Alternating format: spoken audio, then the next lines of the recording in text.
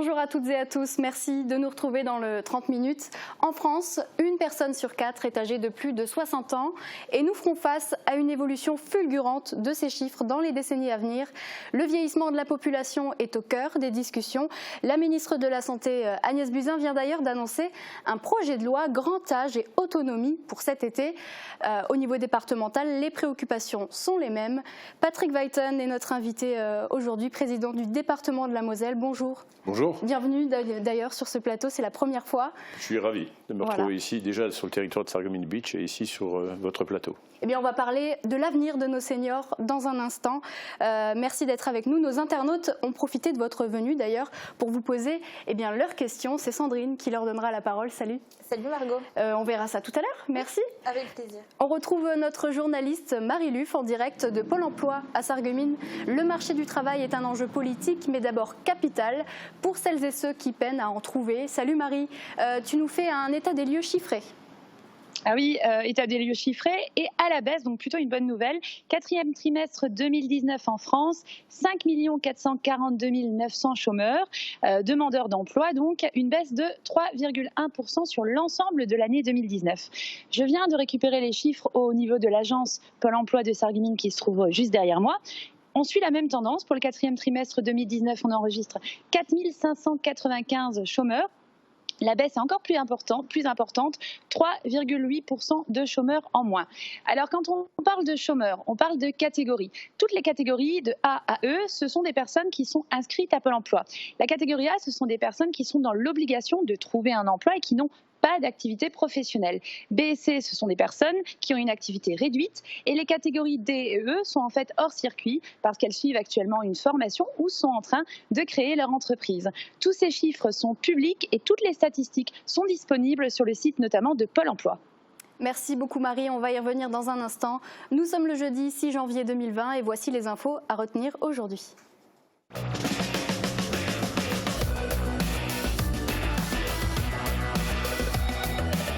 Avec l'Office de tourisme, le territoire rayonne du local à l'international.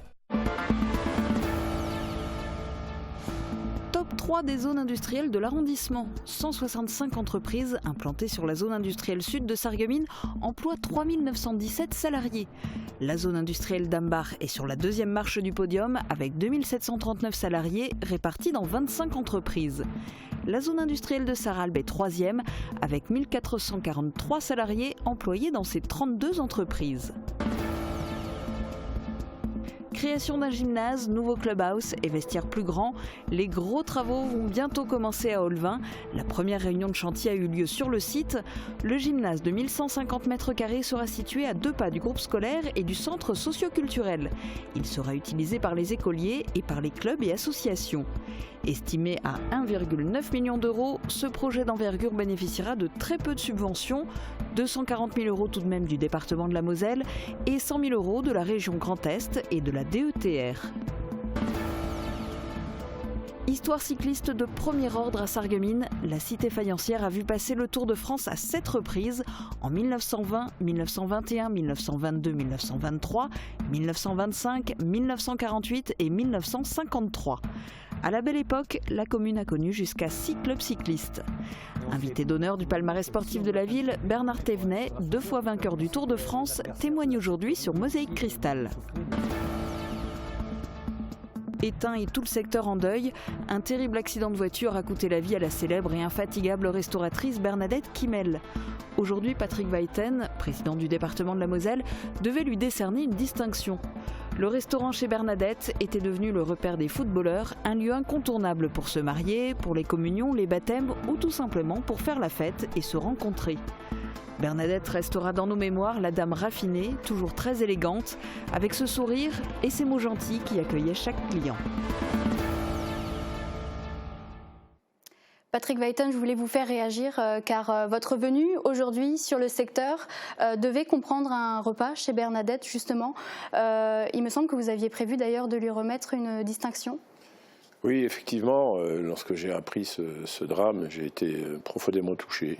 Je devais partager un moment de convivialité avec elle dans son établissement et marquer notre reconnaissance au travail qu'elle a accompli et qu'elle accomplissait au service de la gastronomie, donc de l'attractivité de la Moselle en général et du rayonnement de son territoire, de celle auquel elle était attachée. Et ce drame, cet accident est absolument épouvantable et je voudrais, au nom de tous les Mosellans, lui transmettre à la fois à la famille toutes nos amitiés et puis toutes nos sincères condoléances. On est vraiment très très touchés et très émus. C'est tragique, évidemment. Merci. Et puis toute l'équipe de Mosaïque Cristal présente aussi ses condoléances à la famille et les proches, évidemment. Allons voir le ciel de Moselle-Est pour demain. Avec le Crédit Mutuel, partenaire des grands événements sportifs.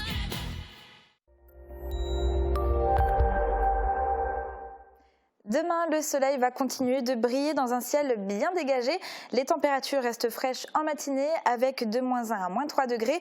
Il faudra encore gratter les pare-brises et en journée, on gagne quelques degrés grâce aux rayons du soleil avec de 7 à 9 degrés au maximum. Demain, nous serons le vendredi 7 février. Nous fêterons les Eugénies. Le soleil nous accompagnera de 7h53 à 17h38. Et l'image que je vous propose aujourd'hui est pour le moins insolite. Un de nos téléspectateurs a vu passer sous la passerelle du casino non pas une péniche ou un aviron, mais un arbre. Comme vous pouvez le voir sur ces images, merci à lui pour ces photos et merci de nous avoir partagé cette vidéo. N'hésitez pas vous aussi à envoyer toutes vos photos ou vidéos insolites par mail ou alors sur notre page Facebook.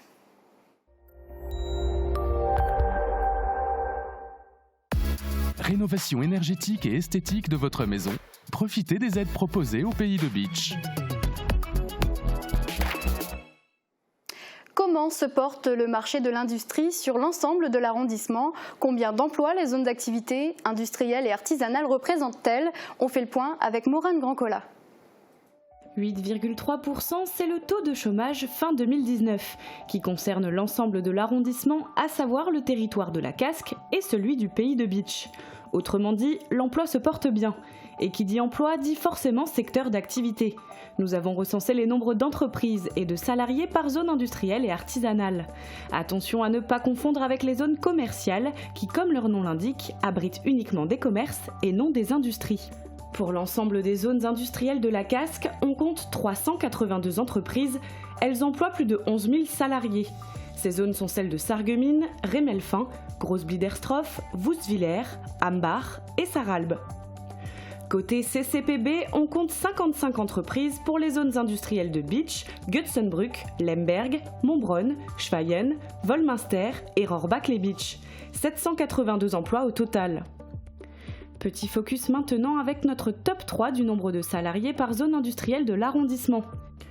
Pour les zones industrielles de la Casque, les nominés sont la zone industrielle de Sarreguemines Sud qui représente un total de 3 917 salariés pour 165 entreprises.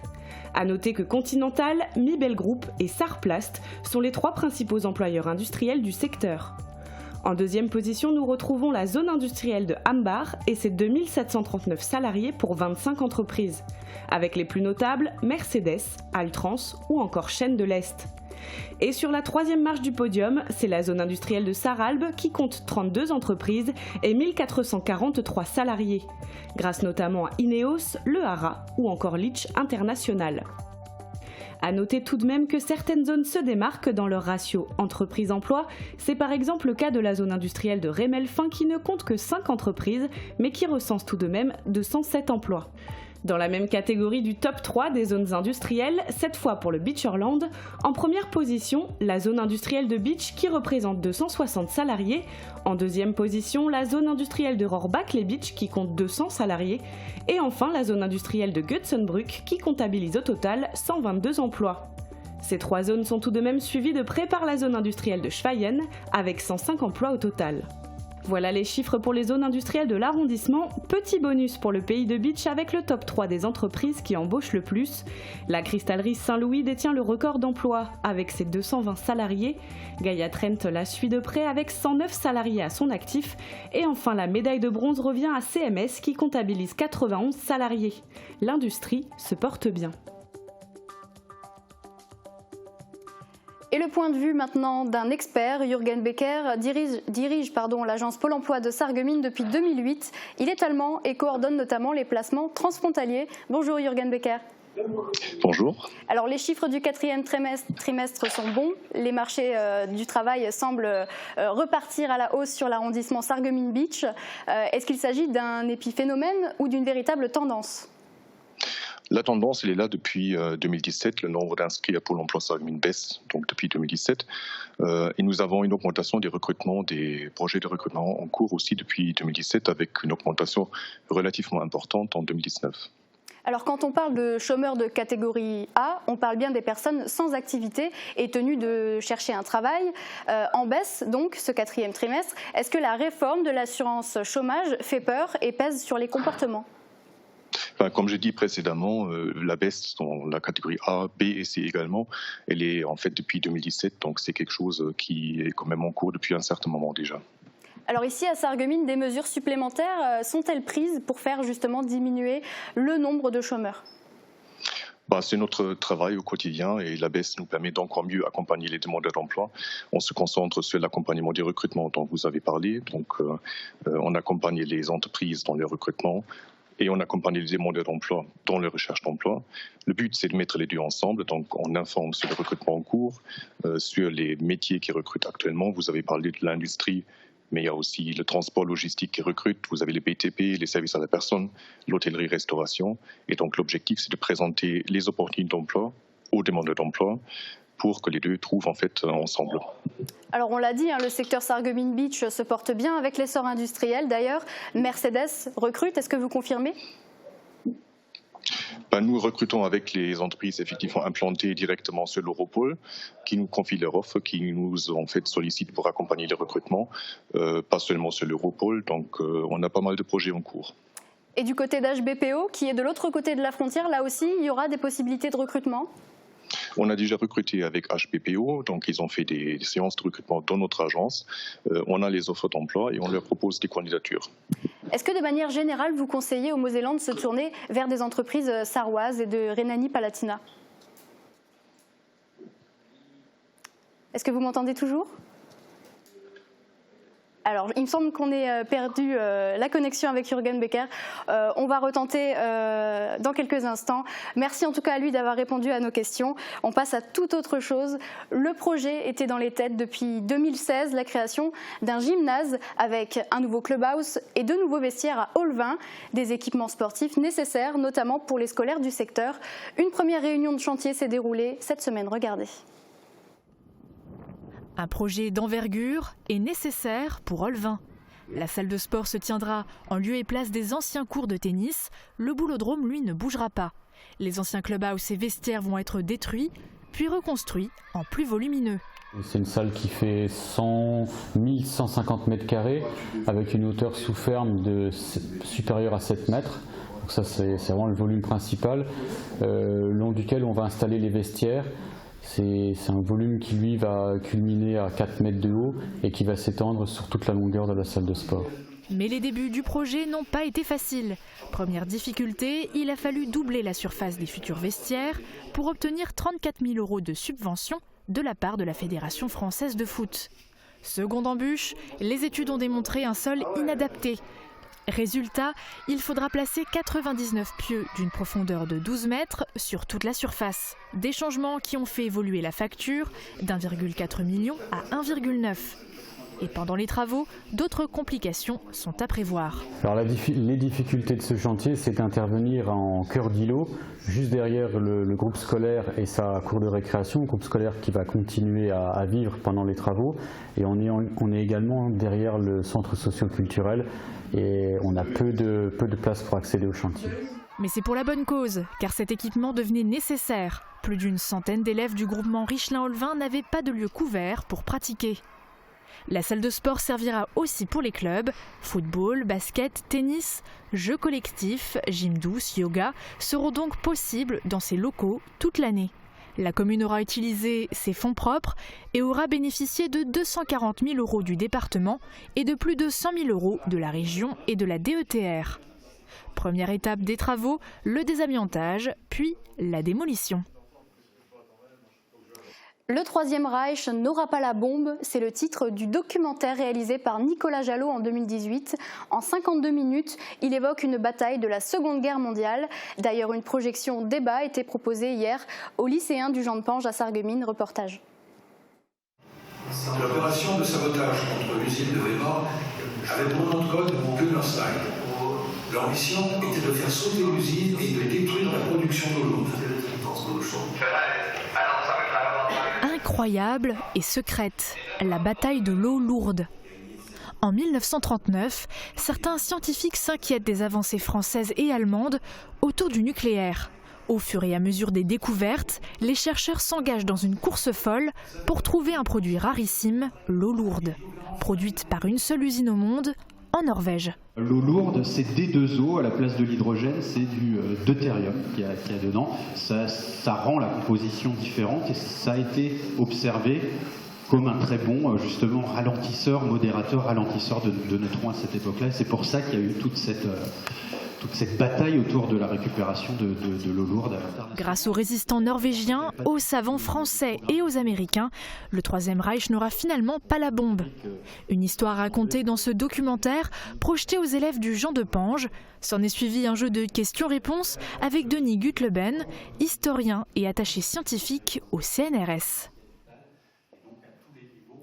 Et voilà pour l'info du jour. Après la pause, on s'intéresse à la prise en charge des seniors en Moselle avec le président du département qui sera notre invité. À tout de suite.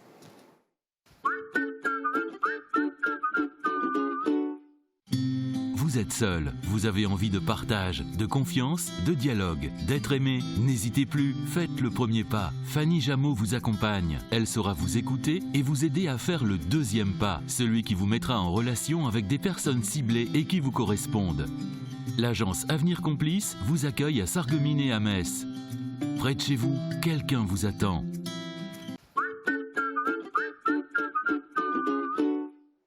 En France, une personne sur 4 est âgée de plus de 60 ans. Nous faisons face à un vieillissement de la population et la Moselle n'est pas épargnée. Au contraire, le taux de personnes âgées de plus de 60 ans est passé de 20 à 27% en 15 ans et le nombre de personnes ayant plus de 85 ans a doublé tout simplement. À partir de là, nous pouvons nous poser une question. Comment vivront les seniors demain? Pour en parler, le président du département, Patrick Weiten, est avec nous. Encore bienvenue d'ailleurs. Il va falloir gérer les conséquences de ce vieillissement de la population dans les décennies à venir, notamment les conséquences financières. Oui, et les conséquences humaines aussi, parce qu'on sait aujourd'hui qu'on a un vieillissement plus important, on a un nombre de personnes âgées plus important, on a une dépendance qui devient de plus en plus lourde à la fin de la vie, et on n'a pas, en Moselle au moins, mais dans d'autres départements, les moyens nécessaires de pouvoir les accompagner jusqu'à la fin de vie, des moyens financiers, des moyens techniques, des moyens humains. Donc c'est un vrai enjeu aujourd'hui, et ça fera partie de ces enjeux de la fin de ce siècle-là, puisqu'on sait qu'à échéance 2030-2040, on va pratiquement doubler le nombre de personnes de plus de 60 ans, avec des conséquences dramatiques de maintien à domicile, mais également d'accueil en établissement. On parlait d'autonomie. En 2019, 205 millions d'euros ont été consacrés par le département justement à cette autonomie, donc qui comprend les personnes âgées, mais aussi les personnes handicapées qui sont finalement dépendantes. Est-ce qu'on va devoir grossir ce budget-là pour amortir le vieillissement de cette population? Aujourd'hui, vous savez que le département a ses grandes compétences de l'action sociale. C'est le RSA, c'est la protection de l'enfance, on en parle beaucoup. Et puis ce sont ces deux grandes compétences de solidarité, les personnes âgées et les personnes handicapées, donc les plus fragiles de nos concitoyens. Et nous avons un budget d'1 milliard d'euros au total, 500 millions sont consacrés à l'action sociale. Dans ces 500 millions consacrés à l'action sociale, près de la moitié est consacrée à l'handicap et aux personnes âgées. Et dans ce budget-là, 113 millions sont consacrés à l'accompagnement des personnes âgées en situation de dépendance.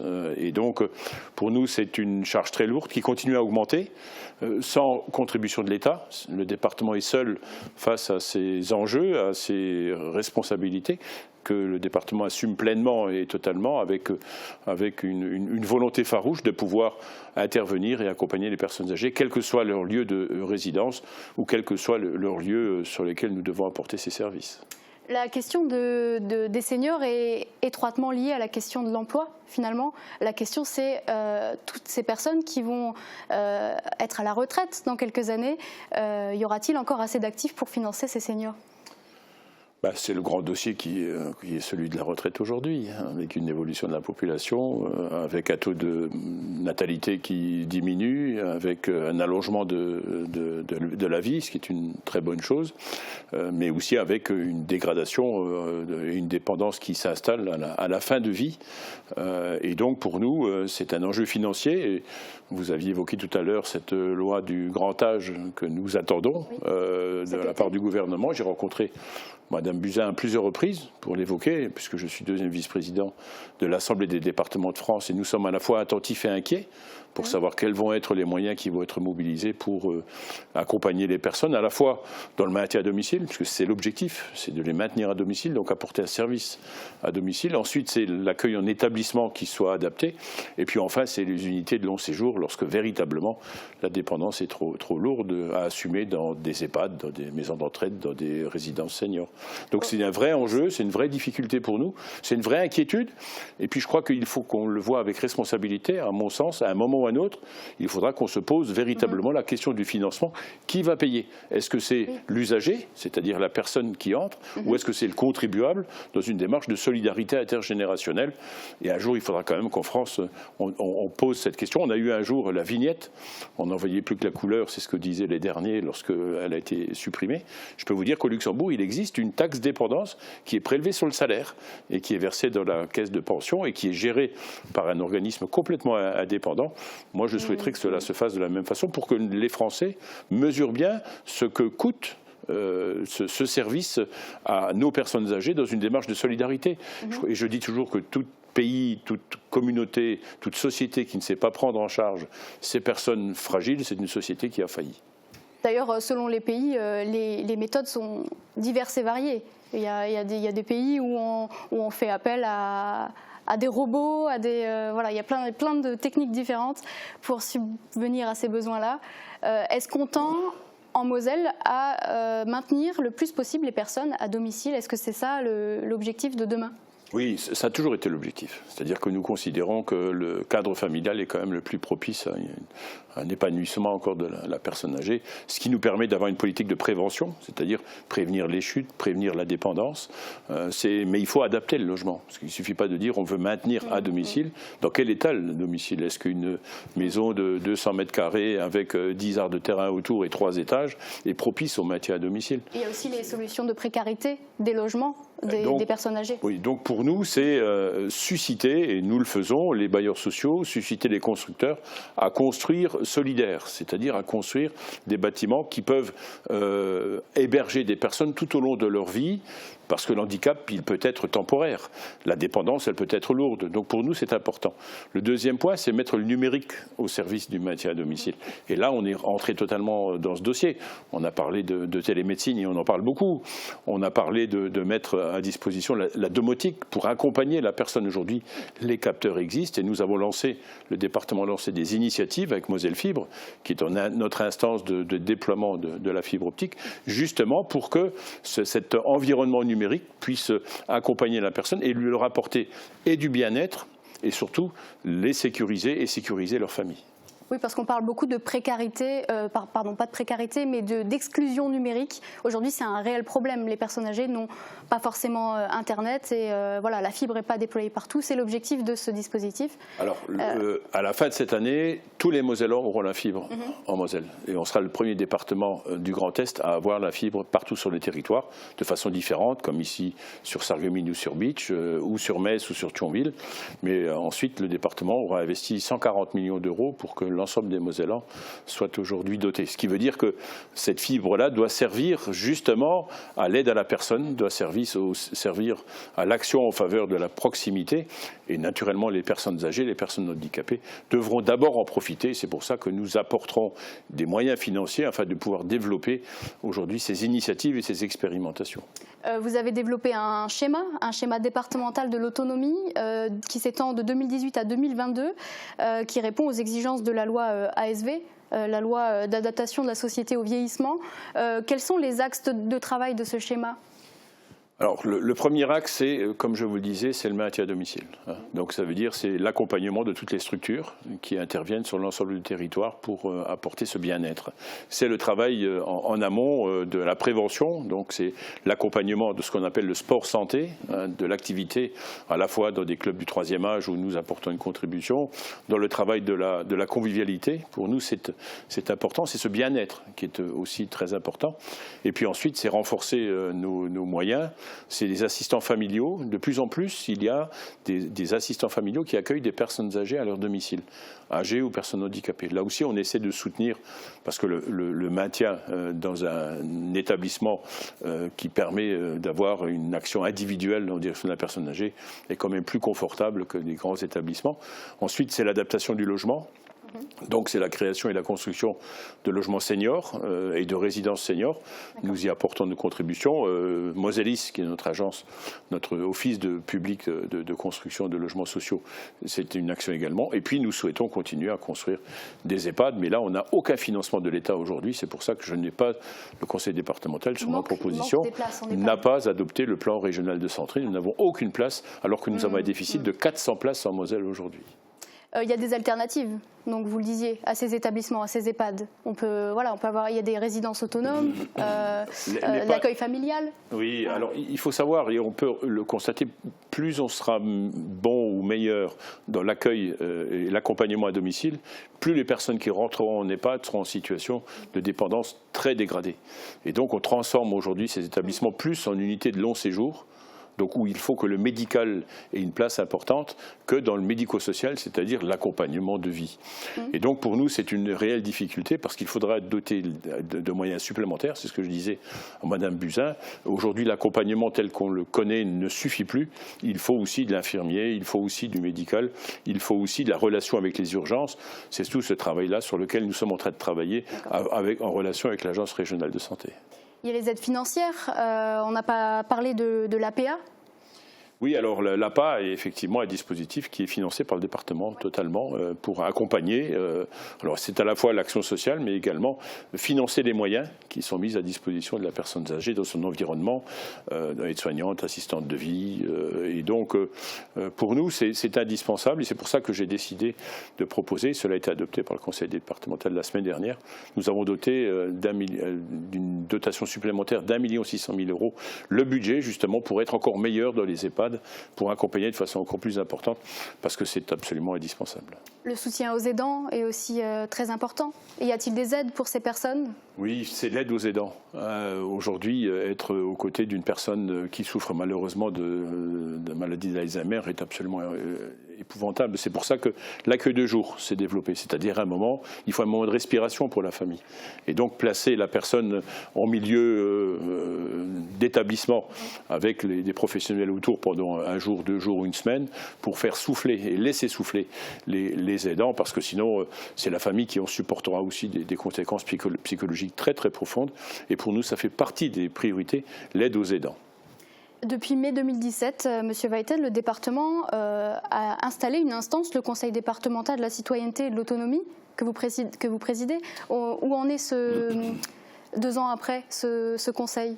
Alors il arrive à son terme là d'ici quelques semaines. J'ai rencontré les 2 vice-présidentes, l'une sur les personnes âgées et l'autre sur les personnes handicapées. On va essayer de le faire évoluer, puisque c'est une nouvelle instance qui regroupe à la fois les syndicats, qui regroupe des associations, qui regroupe des responsables d'établissements, des responsables de structures hospitalières. Donc on va le faire évoluer pour qu'il soit à la fois force de proposition, mais qui nous projette également dans l'avenir, dans la perspective et la prospective.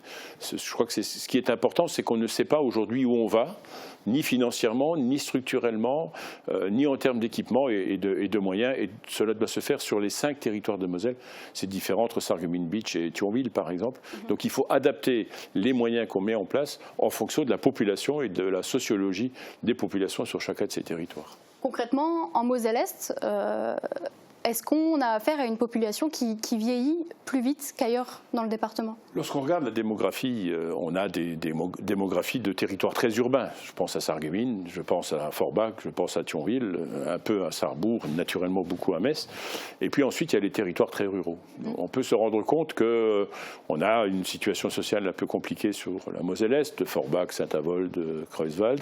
On a un dynamisme reconnu sur Sarreguemines, avec à côté un territoire rural qui est celui de Bitche. C'est le rôle du département, d'être dans une démarche de solidarité humaine et territoriale. Donc il faut apporter plus aux endroits où ils ont moins, et ils ont besoin des équipements plus adaptés. Et c'est l'objectif du département, justement, d'équilibrer en fonction des besoins. On peut se rendre compte qu'on a un déficit aujourd'hui de réponse en matière d'établissement qui se calcule en place pour 1000 habitants de plus de 75 ans. On a une belle réponse sur Sarrebourg, Château-Salins. On a un gros déséquilibre sur la Moselle-Est, donc Forbach et sur Thionville. Bon, en tout cas, on l'a dit, l'action sociale, c'est le poste de dépense numéro 1, finalement, du département. Oui. Et voilà. Alors, moi, je le dis toujours en une phrase, c'est que le département a la responsabilité et s'occupe des Mosellans du premier sourire au dernier soupir. Ça, c'est notre objectif, c'est notre ADN, et on l'assume pleinement. On dit toujours, mais le département, c'est l'assistante sociale de la République. Non, il assume la responsabilité d'agir en direction et aux côtés des personnes qui souvent sont en situation de fragilité. Merci. Monsieur Weyten, on va changer de thème, si vous me le permettez. Une question que tout le monde se pose. Les routes du département, depuis le passage aux 80 km/h, vont-elles repasser à 90 km/h? Et surtout, l'axe Sarreguemines-Bitche, qui est un axe très emprunté, et les gens se demandent. Ils ont raison de se poser la question. Il faut savoir que la mesure gouvernementale qui a été prise, elle a été sans aucune concertation. Aucune concertation, aucune évaluation. Ce qui veut dire que on nous a imposé ce 80 km/h sans nous expliquer pourquoi et comment. Alors qu'on sait que l'origine des accidents, c'est l'alcool, ce qu'on appelle le distracteur, l'alcool, la drogue, malheureusement le téléphone, malheureusement l'endormissement.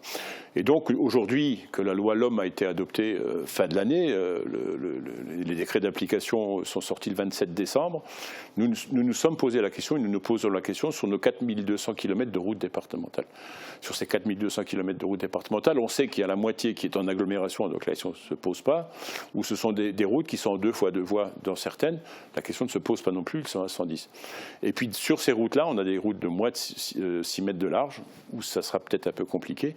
Donc j'ai porté une réflexion, les services ont travaillé avec les présidents des commissions de territoire. Ici sur ce territoire, c'est Jean-Claude Cunat et David Suc qui y travaillent, et ont émis des avis. Je me donne encore un mois et demi. L'objectif, c'est d'avoir des itinéraires. C'est-à-dire pas d'avoir en Poitiers 3 km à 90, 2 km à 80, parce que les gens ne savent plus après. Voilà. Donc il faut des parcours et des itinéraires, au moins 10 km, c'est ce que dit la loi. Donc je pense que nous prendrons les décisions qui s'imposeront en mai-juin.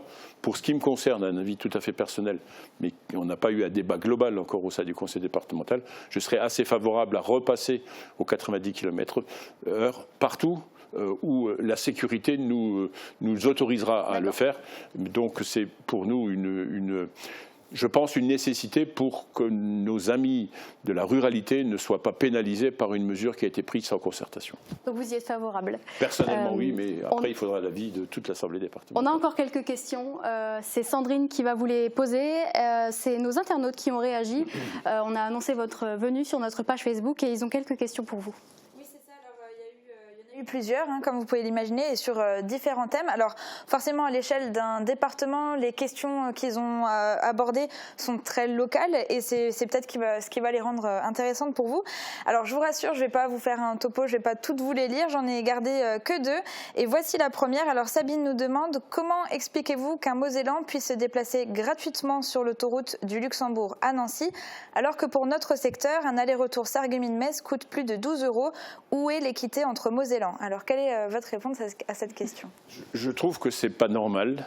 Moi, je suis pour une mobilité qui soit un service public.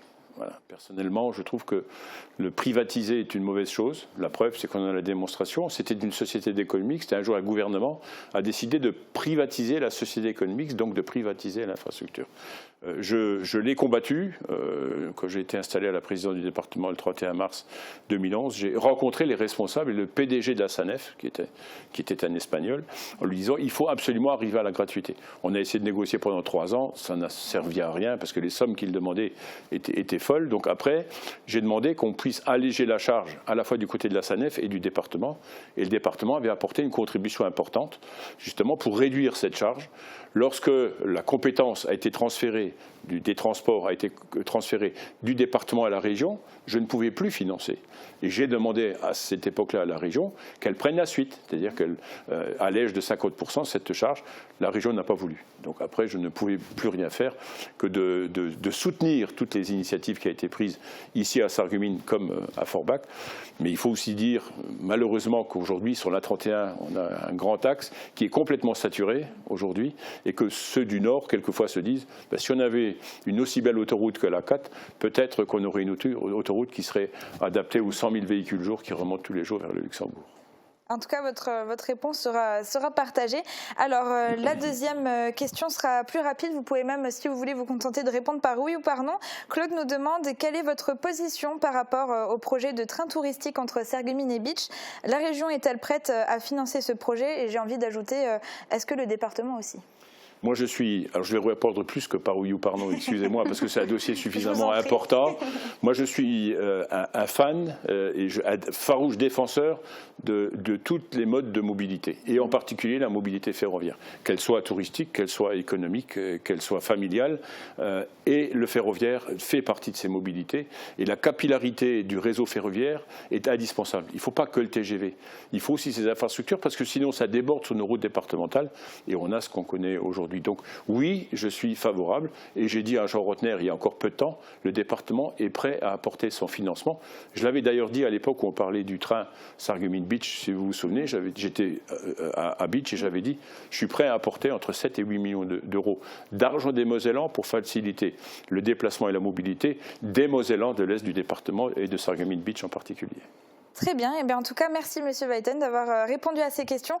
Pour les autres questions, je vous les ai imprimées. Je vous laisse le soin, la liste et le soin d'y répondre si vous y avez envie, en dehors en tout cas de cette émission. Mais en tout cas, j'ai transmis le message de nos internautes jusqu'à vous. J'y répondrai avec plaisir, parce que je pense qu'il est important et notre devoir de répondre aux questions que se posent légitimement nos concitoyens. Et je voudrais remercier votre télé de me donner la possibilité de pouvoir tisser un lien avec ces Mosellans qui ont besoin de réponses, et c'est mon devoir, c'est de leur apporter ces réponses en toute transparence et avec beaucoup de responsabilité. C'est avec plaisir, hein. Évidemment. Merci Sandrine, merci Monsieur Weyten d'avoir répondu à toutes nos questions aujourd'hui. Évidemment, vous êtes le bienvenu sur notre plateau. Et je suis ravi et je me sens, vous savez, chez vous, je me sens chez moi, et je suis vraiment ravi que Sarreguemines et Bitche concourent et contribuent très largement au dynamisme et à l'attractivité du territoire de la Moselle au sein du Grand Est, parce que nous avons besoin de Sarreguemines-Bitche pour compter sur le territoire du Grand Est. Merci. Merci à vous. On va passer à la suite. Sandrine, il me semble que tu as quelques sorties pour nous pour le week-end. Oui, c'est ça. Alors, j'ai envie de commencer par vous proposer un loto qui sera organisé ce dimanche de 14h à 18h à l'espace Cassin de Bitche au profit des Bouchons de l'Espoir du Beacherland qui œuvrent en faveur des enfants hospitalisés du CHU de Haute-Pierre. Alors, à gagner un week-end bien-être pour 2 personnes à la source d'essence, un vélo pliable, des bons d'achat allant jusqu'à 1 000 € et bien d'autres lots. L'ouverture des portes est prévue pour midi. La période carnaval, Sandrine, a débuté. Les costumes sont de sortie sur la scène, comme pour le public lors des Kappensitzung. C'est ça. Alors d'ailleurs, il y en a plusieurs qui seront organisées sur notre secteur ce week-end, à commencer par celle de la Société carnavalesque de Sarreguemines qui aura lieu ce dimanche à 14h11 à l'hôtel de ville de Sarreguemines. Le thème de cette année, c'est la forêt enchantée. Et j'ai pu apercevoir un peu le décor dans les coulisses et je peux vous dire qu'il est vraiment féerique. La deuxième Kappensitzung sera organisée par la Société carnavalesque de Putelange-au-Lac ce vendredi à 20h30 avec au programme des sketchs en français et en allemand, des chants et la célèbre danse des garçons. Le Twirling Club sera également de la partie et les Showkeys vous feront danser jusqu'au bout de la nuit. Enfin, sur le chemin du retour d'Amérique latine, les plates-filles seront obligées de faire une escale d'urgence en Grèce et se retrouvent bloquées suite à la faillite de la compagnie aérienne. Pour découvrir ce qui leur arrive ensuite, rendez-vous samedi à 20h30 à la maison de quartier de Neunkirch. Et oui, merci Sandrine. Et pour terminer, le carnaval, c'est aussi pour les enfants. Oui, alors impossible pour moi d'oublier d'informer les enfants des différentes sorties. Alors j'ai même 2 sorties à leur proposer. La première est organisée à Woustviller par la municipalité ce dimanche à partir de 14 h. L'après-midi sera animé par Mission Possible et l'entrée est gratuite. Évidemment, le déguisement est obligatoire et comme je disais, un autre bal des enfants est organisé, mais dans le Pays de Bitche cette fois-ci. C'est ce dimanche à partir de 14 h dans la salle communale de Bittviller, organisée par l'association des parents d'élèves. Merci Sandrine. Avec plaisir. On va terminer cette émission. Il a gagné 2 fois le Tour de France. Est-ce que tu vois de qui je parle ? Alors, je vois de qui tu parles. J'ai oublié son nom, mais on en a parlé tout à l'heure dans 60 secondes. Alors, il me semble que notre invité le connaît très bien. Bernard Thévenet, j'ai eu l'occasion de partager un déjeuner avec lui à Nancy quand le Tour de France s'était arrêté à Nancy. C'est un homme charmant, c'est un grand Français. J'ai beaucoup d'admiration pour lui parce qu'il a à la fois l'humilité, mais aussi la richesse d'esprit et l'histoire qu'il raconte est vraiment une belle histoire à entendre. Eh bien, on va l'entendre. Il s'est confié au micro de Francis Hoffman. Cette rencontre est suivie d'une histoire riche et étonnante. En faisant parler les archives, on découvre un fait jusqu'alors inconnu. Le Tour de France est passé au moins 7 fois à Sarreguemines. Un documentaire inédit, 130 ans de cyclisme dans la cité faïencière, réalisé par Jean Birkel. Excellente journée à tous et à toutes aussi.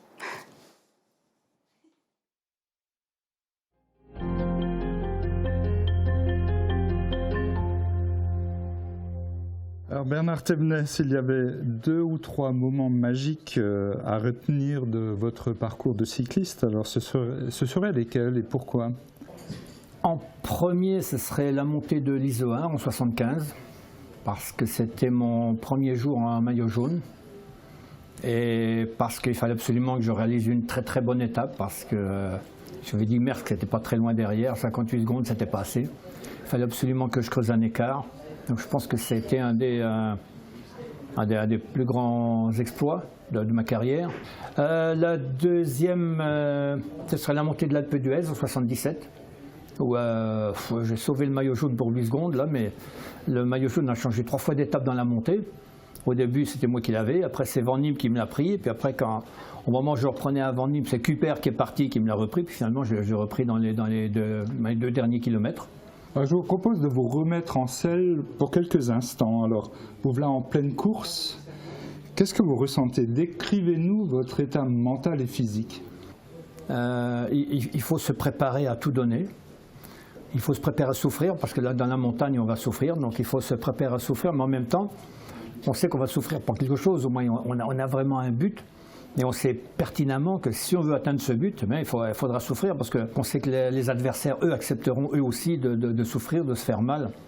Donc on sait que si on veut réaliser un exploit, mais il faut vraiment être prêt mentalement à aller vraiment jusqu'au bout. Et après, si on a le physique, le mental pousse le physique. On demande souvent qu'est-ce qu'il faut avoir, la tête, les jambes. Je dis les jambes, on sait ce que ça vaut. Les jambes, on a un certain potentiel. C'est la tête qui permet d'exploiter 60, 80 ou même 100% de ce potentiel. Alors vous connaissez bien le monde du sport. Alors, en quoi est-ce que le cyclisme il est différent? C'est quoi sa particularité? La particularité du cyclisme, déjà, c'est que c'est un sport c'est un sport d'équipe, mais le résultat est individuel. Dans une équipe, il y a un leader. Et s'il gagne, on va surtout parler de lui, mais s'il n'a pas d'équipier, il ne pourra pas gagner non plus. Donc c'est quelque chose de vraiment spécifique où les équipiers, parce qu'ils savent pertinemment qu'ils ne pourront pas remplacer le leader, ils acceptent de se mettre à son service. Parce que c'est leur façon à eux d'être sûrs de pouvoir avoir un contrat en fin d'année, de pouvoir avoir du travail ou de faire une carrière même. On a connu des bons équipiers qui ont fait carrière pendant 10 ou 15 ans. Comme équipiers, de temps en temps, peut-être dans des courses moins importantes. On va leur donner un rôle de leader. Mais finalement, ce sont souvent des garçons qui se complaisent beaucoup plus et qui sont finalement beaucoup plus forts quand ils sont équipiers que quand ils sont leaders. Peut-être parce que d'être leader, ça implique énormément de responsabilités et ils n'ont pas envie ils ne se sentent pas capables d'endosser ces responsabilités-là. Alors ils préfèrent être un très bon équipier. Presque comme dans la vie de tous les jours. Ils en sont bien contents. Bah, oui, c'est vrai, oui, dans la vie de tous les jours, il y a les leaders et puis il y a ceux qui suivent, ceux qui sont contents de travailler pour eux. Alors vous avez remporté 2 fois le Tour de France. Alors tout le monde ne peut pas monter sur le podium. Quel est votre message aux coureurs, aux organisateurs des clubs comme celui de Sarreguemines? C'est déjà pour le rôle du club, c'est déjà de faire du recrutement. Il faut recruter le maximum de jeunes pour en avoir un à la fin qui arrive à percer. Je suis sûr qu'il y a des moments, il y a eu des coureurs, il y a eu des personnes, des jeunes garçons, des adolescents qui avaient de grandes disponibilités, mais qu'on n'a pas décelé parce que soit ils n'avaient pas de vélo, parce qu'on ne s'est pas occupé d'eux, parce qu'on ne les a pas suivis. Donc le rôle déjà primordial d'un club, c'est d'arriver à déceler ces talents et puis après de les amener à un certain niveau, puis après il faut les laisser partir. Parce que le club n'a pas la possibilité de suivre les coureurs depuis tout jeune jusqu'au monde professionnel. Il y a différents étages, il y a différents clubs. Mais il y a beaucoup de clubs quand même qui ont des dirigeants bénévoles et dévoués et qui font le maximum pour essayer de repérer le maximum de jeunes avec des talents. Alors quel regard est-ce que vous portez sur l'évolution du cyclisme sur un plan, on va dire, plus technique, les vélos, les tenues, les équipements de sécurité, parce que vous avez vu cette évolution? Ah oui, bien sûr, oui, mais finalement le cyclisme, il a suivi l'évolution de la société. Maintenant, le cyclisme, c'est devenu beaucoup plus tactique, beaucoup plus technique. Parce qu'on a des données qu'on n'avait pas avant. Par exemple, au point de vue physiologique, on a maintenant des tas de données. On a le cardiofréquencemètre, maintenant on a même le capteur de puissance, ce qui permet à un bon entraîneur de pouvoir donner un programme d'entraînement vraiment précis et surtout bénéfique par rapport à ce que nous connaissions. Nous on faisait des kilomètres, puis au bout d'un moment on avait la forme, on essayait de la garder le plus longtemps possible. Mais des fois, on arrive en fin de saison, on ne savait pas, est-ce qu'on avait trop couru, pas assez, est-ce qu'on était fatigué, mal entraîné, on ne savait pas. Que maintenant, au moins, avec ça, les entraîneurs savent exactement où en est leur coureur. Mais c'est comme partout, il y a des progrès qui sont faits pour améliorer, puis finalement, ils sont parfois un petit peu détournés. Par exemple, les oreillettes, où c'était fait pour apporter des connaissances au coureur, puis finalement, c'est devenu une sorte de commandement et le coureur ne peut pas sortir de ce qu'on lui dit dans les oreilles. Donc à mon avis, ça c'est un petit peu négatif ça quand même, ou alors il faudrait s'en servir autrement. Vous trouvez que c'est plus facile aujourd'hui ou plus contraignant finalement pour le cycliste? C'est peut-être dans un sens plus facile. Parce que beaucoup de choses sont dites, il n'y a pas besoin d'aller chercher quelque chose, tout est apporté au coureur. Mais dans un autre sens, il a beaucoup moins de liberté. Donc c'est ni plus facile, ni plus difficile. Et puis de toute façon, dans la course, ce qui est difficile, c'est l'adversaire. Hein. Son adversaire qui est costaud, c'est difficile. Si les adversaires ne sont pas trop costauds, évidemment, c'est plus facile. Mais dans l'ensemble, c'est quand même toujours le meilleur qui gagne, c'est celui qui fait le plus d'efforts qui gagne. Ça n'a pas changé depuis 100 ans, ça. Vous avez beaucoup souffert sur le vélo? Oui. Pour gagner, il faut beaucoup souffrir, oui. Il faut souffrir et dans la course, mais à l'entraînement aussi. Que je pense que maintenant, les coureurs souffrent plus que nous à l'entraînement. Parce qu'ils souffrent plus mentalement. J'ai discuté avec des jeunes coureurs, ils ont un programme, il faut s'y tenir. L'entraînement est devenu plus barbant que de notre temps. Mais il faut en passer par là maintenant, il faut en passer par là si on veut faire carrière. Alors, les bandes de vélo progressent chaque année, hein, c'est un constat, et pourtant le Grand Est a perdu quasiment 6% de ses licenciés. Alors pourquoi cette perte de vitesse selon vous? Parce qu'il y a de nouveaux sports. Il y a des sports des sports fun qui n'existaient pas avant. Parce qu'il y a des fédérations qui peuvent aller dans les écoles, recruter, j'en parlais tout à l'heure, mais recruter depuis les poussins de 6-7 ans. Et en vélo, c'est un peu plus difficile. Parce qu'en football, par exemple, c'est peut-être plus facile pour aller recruter, amener des jeunes. C'est plus facile aussi pour s'entraîner en football, par exemple, qu'en vélo. En vélo, on peut entraîner les jeunes, les poussins, tout ça, soit sur une piste, soit sur un petit circuit ou alors un petit peu de VTT. Mais sur la route, malheureusement, c'est devenu très dangereux. Alors on aperçoit une tendance qui consiste à ce que les gros clubs aspirent les talents des clubs plus petits, alors à coup parfois de belles promesses. Alors, quels sont les risques? Quels conseils est-ce que vous donnez, vous, aux coureurs? Bon, ça existe depuis longtemps. Hein. Ça existe depuis longtemps, où il y a des clubs qui se donnent les moyens de trouver des sponsors, de trouver de l'argent pour faire venir des coureurs, pour monter une grosse équipe. Mais souvent, ces clubs-là, oui, effectivement, ils sont formateurs, mais pas recruteurs. Donc, je pense qu'il y a... Bon, mais pour un club recruteur, c'est-à-dire le club dans une petite ville qui recrute des jeunes, après ça lui est difficile aussi de trouver l'argent, les moyens nécessaires pour faire un grand club. Donc il y a une sorte de pyramide et il faut qu'à chaque fois, le coureur est pratiquement obligé de changer de club. Ce qui se fait maintenant de plus en plus, c'est au niveau départemental par exemple. Il y a une structure qui se monte au niveau départemental et qui permet comme ça à des jeunes coureurs du département de rester dans leur club tout en faisant de grandes courses. Autrement, un petit club, il ne peut pas amener ses coureurs dans les grandes courses.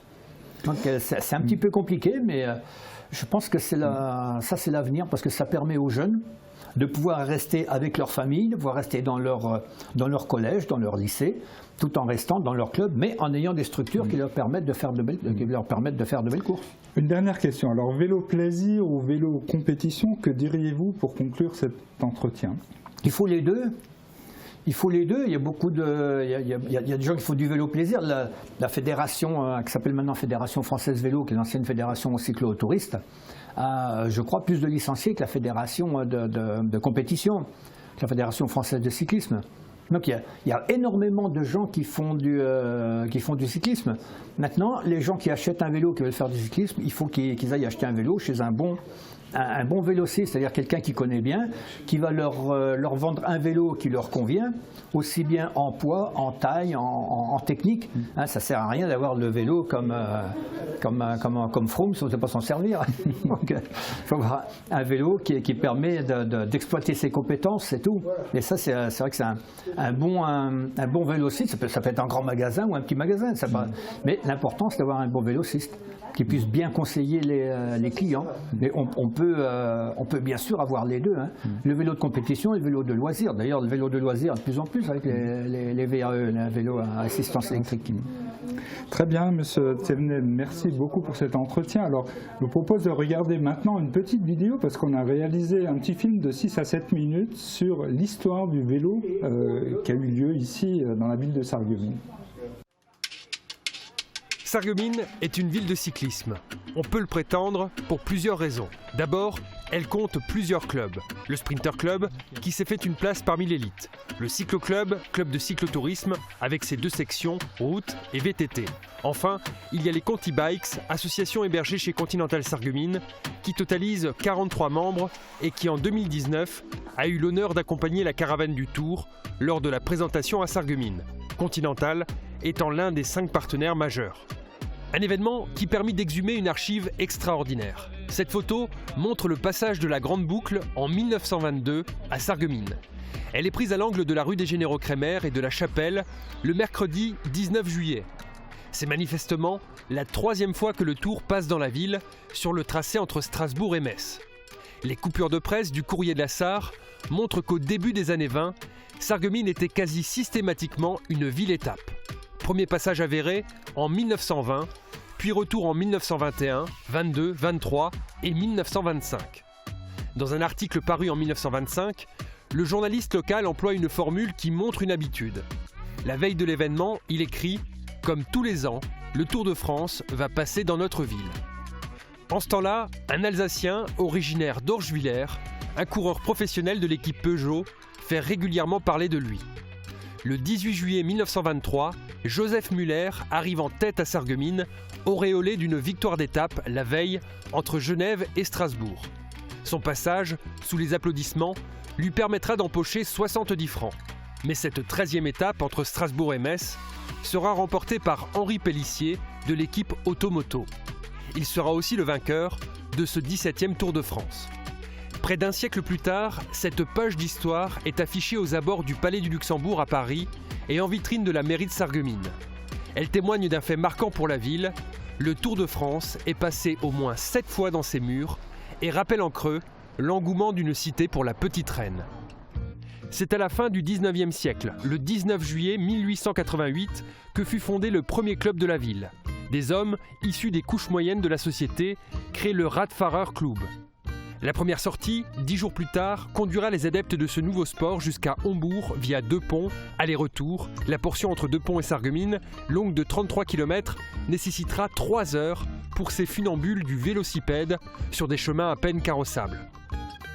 Heureusement, le matériel évolue. Les dernières nouveautés apparaissent en vitrine de commerce sarregueminois. En témoigne cet encart publicitaire de 1897. Le Radfahrer Club anime la vie de la cité à travers de nombreux événements festifs et familiaux. En 1903, il compte 84 membres, mais il n'est plus le seul.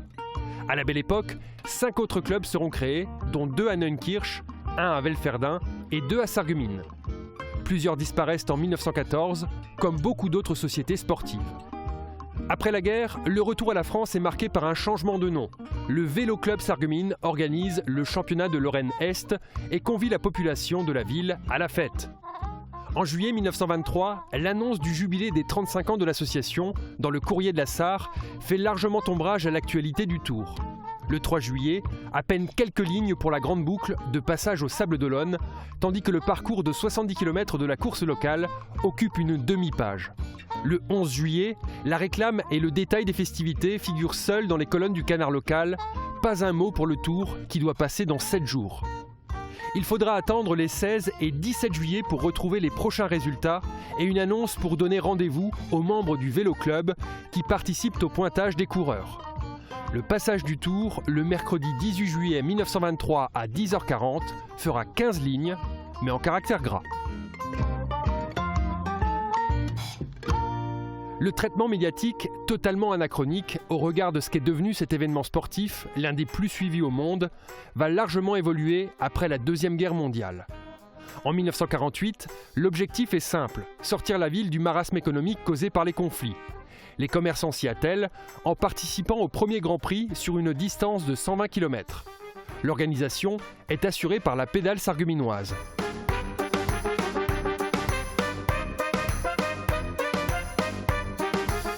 Mais l'événement sportif de l'année sera le passage du Tour de France le 22 juillet.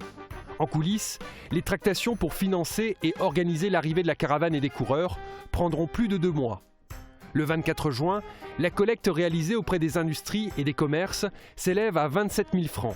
Elle sera versée par chèque postal au Tour de France équipe à Paris. Comme prévu, le passage à Sarreguemines attire une grande foule. De retour en 1953 pour le cinquantenaire, le Tour de France provoquera les mêmes questionnements et produira les mêmes effets, un succès populaire. Pour le cyclisme sarregueminois, les 30 Glorieuses seront synonymes de changement. En 1976, la section cyclotourisme prend son indépendance, donnant naissance au Cyclo-Club de Sarreguemines. L'association compte aujourd'hui 70 membres et organise régulièrement des sorties et des courses sur route ou pour les VTTistes. Comme tout cycliste, ses membres jouissent de 170 km de pistes cyclables qu'a déployé l'agglo de Sarreguemines depuis 2002. Des portions limitées à 20 km/h qu'empruntent plus rarement les coureurs du Sprinter Club, habitués à des cadences nettement plus élevées. En 2002, le club a accédé à la première division nationale, le haut du pavé.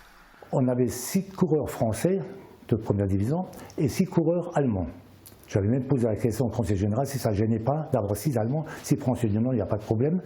Parce que les Allemands, ils n'ont pas de moyens financiers, les clubs. Tandis que chez nous, les mécènes, ça existe, que ce soit Continental, la ville, le conseil général, le conseil régional, et j'en passe. Donc on a vu le maillot de Sarreguemines, bleu, blanc, rouge, j'aime bien la couleur. On les a vus gagner partout en France. Le club aujourd'hui, c'est très peu de jeunes, je veux dire malheureusement, ça devient compliqué de trouver des cyclistes, des jeunes. On a des jeunes qui veulent progresser. Il y a une équipe, on va dire, senior. Je veux dire, le but principal, c'est ces jeunes maintenant d'être encadrés par les seniors, qui leur permettent de s'entraîner, on va dire, correctement, qui puissent, on va dire, découvrir et comprendre la course.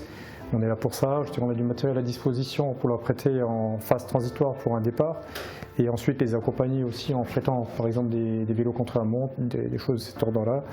Et donc avec cet appui après de jeunes et avec un mélange avec les anciens, c'est de créer de nouveau, constituer une équipe première. Mais pas d'ambition on va dire de réaccéder à une division nationale.